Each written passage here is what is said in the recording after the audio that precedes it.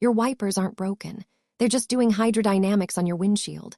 You hear that, Skip? That's not a mechanical failure, that's physics flexing. Let's talk about the rubber. You think it's just a flexible strip. Wrong. It's a structural stress nightmare fighting a laminated glass wall at 30 miles per hour.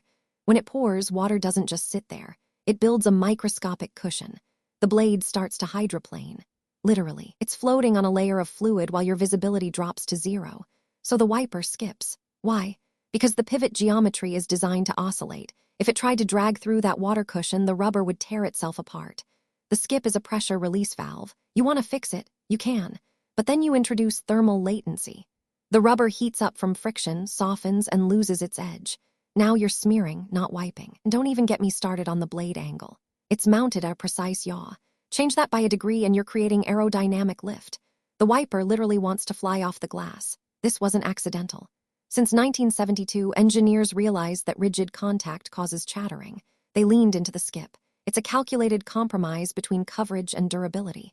People complain the skip ruins the view. Skill issue. You're expecting a continuous line in a chaotic fluid environment. Nature doesn't do continuous. It does rapid sampling. In a downpour, that skip creates a micro-suction effect.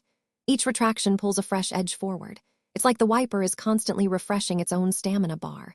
But wait, why does it skip more on cold glass? Thermal contraction. The rubber shrinks, the pivot point gains friction, and suddenly you're fighting a frozen mechanical lock. So next time you hear that skip, don't panic. It's not a malfunction. It's a brilliant, chaotic dance between rubber, water, and glass. And honestly, it's keeping your eyes open. Think about it like code. The skip is just garbage collection. It clears the memory leak of water before it crashes your system. Smooth lines, that's just legacy spaghetti code waiting to break. Still think it's broken? Prove it. Comment your best fix, and I'll tell you why it'll fail in 3 seconds. Subscribe for more engineering vindication.